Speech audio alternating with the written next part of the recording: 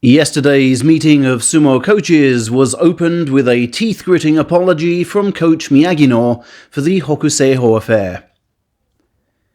After that, the same coach sat through a stable group meeting, which all but resolved to close down his stable.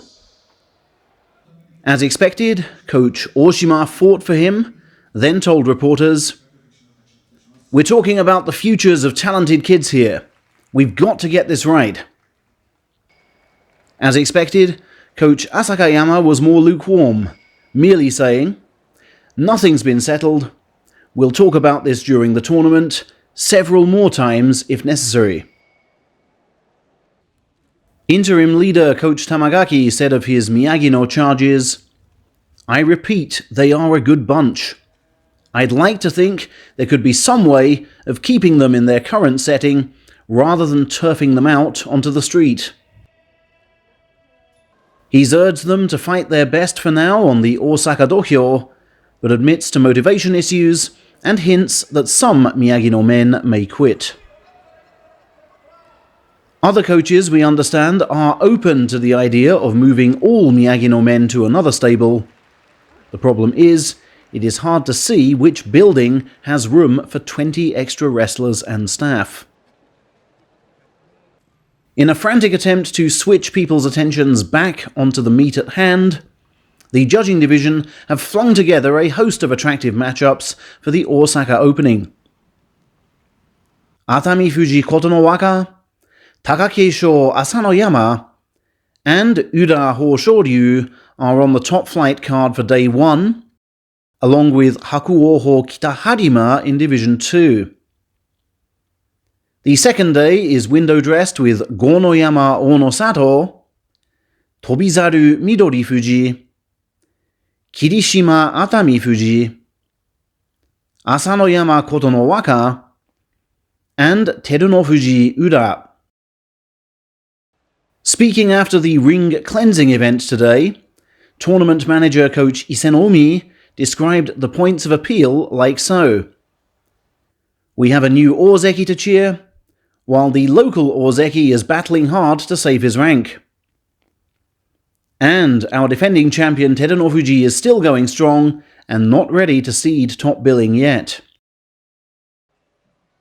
Asked point blank about the distractions caused by Miyagino Stable, he said, "I'd imagine the fans don't really care."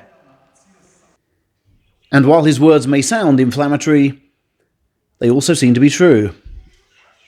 All March tickets appear sold out, some of which were bought even after the scandal. Numbers of sponsored banners are up by 7% on last year. And I'm sure even overseas fans like yourselves, for all the stern words you've sent Sumo's way, are in no way disgusted enough over this to actually stop watching. The same goes for most Japanese fans, however angry they are, and that has always been Sumo Chief's calculation. Coach Isenomi reminds us of that, and the fact that Sumo's board has a total monopoly over the brand. No one who loathes their management style has anywhere else to go. And there's something else that people like me must bear in mind.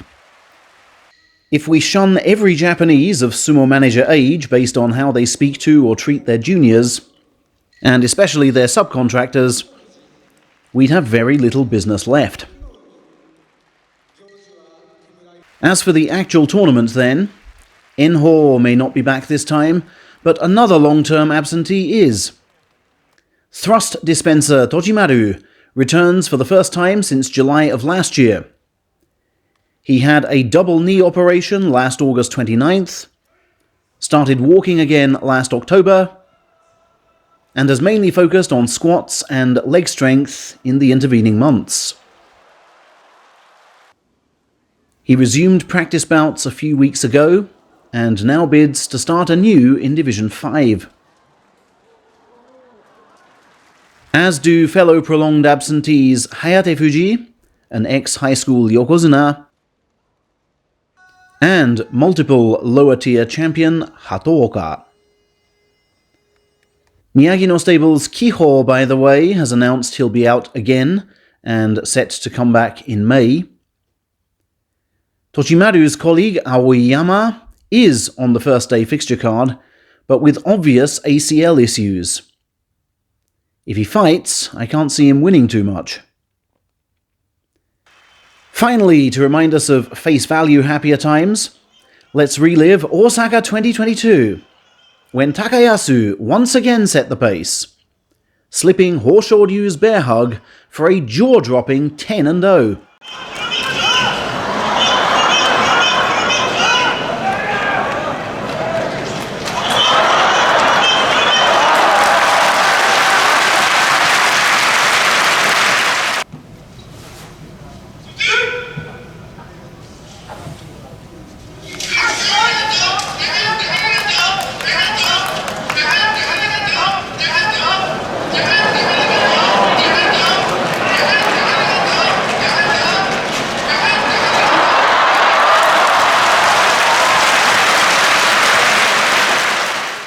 When second-placed Wakatakakage got underneath and tight to the chest and carried the bout with his firm right leg, we thought, here we go again.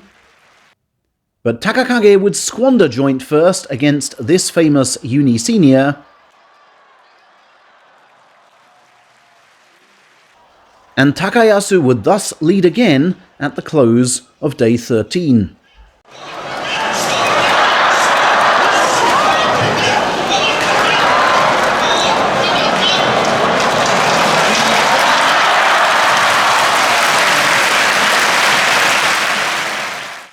But in the embers of day 14 did momentum shift again.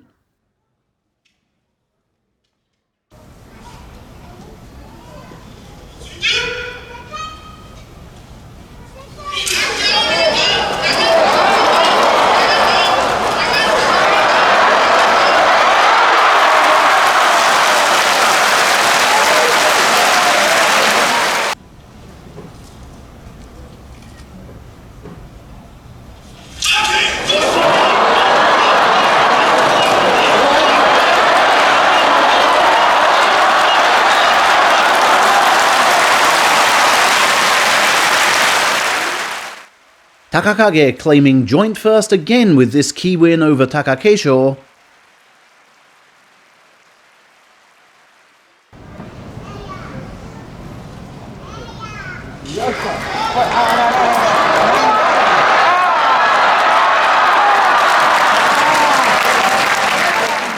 Yasu then dropped his closer as well in a display of utter panic, handing Takakage his chance for the crown.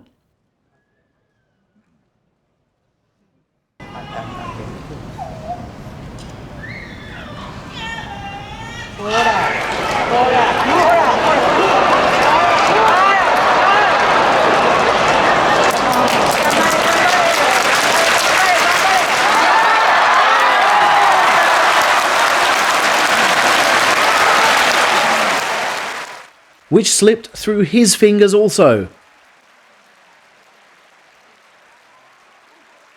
The mad climax had brought us a playoff, which Takayasu faced, knowing for sure that if he'd won this bout here, or this bout here, or the bout he'd just thrown away, he would already be the champion.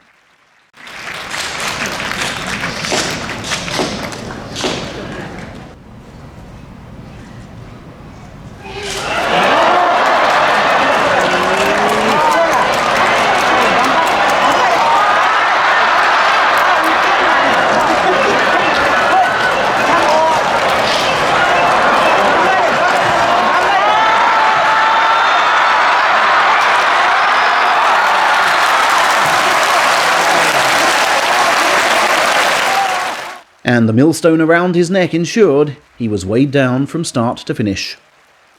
And the man in blue took the cup, the first new Sekiwake to do so since 1936.